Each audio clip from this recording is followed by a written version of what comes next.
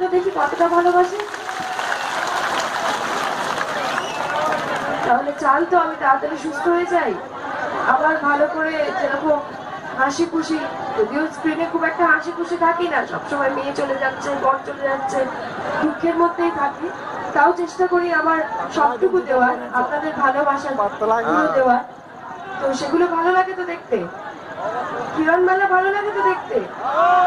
আমি কাউকে দেখতে পাচ্ছি না, একটু হাততালি দিয়ে বোঝান। খুব ভালো লাগলো। আমি 2 লাইন একটা ডায়লগ বলছি, তার থেকে বেশি কিছু পারবো না, আপনারা নিশ্চয়ই সেটা বুঝতে পারছেন।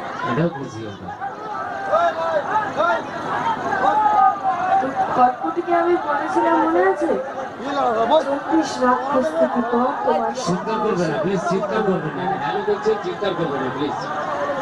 না, ওনারা এত ভালোবাসেন তো আমাকে, সেই জন্য উত্তেজনা রাখতে পারছেন না, আমি বুঝি। 40 দিঘি পর তোমার সামনে এসে দাঁড়াবে কিরণমালা, তার হাতে থাকবে মারণাস্ত্র, তার চোখে থাকবে প্রতিশোধের আগুন। কটকটি তোমাকে ধ্বংস করতে আসবে কিরণমালা। এই ডায়লগটা মনে আছে তো সবার? হাততালি কোথায়? ঠিক আছে, এবার আমার বিদায় দিতে হবে, নাহলে এখানেই আমি অজ্ঞান হয়ে পড়ে যাবো।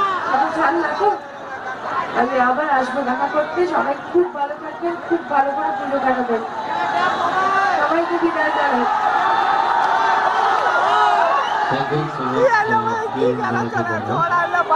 আমাদের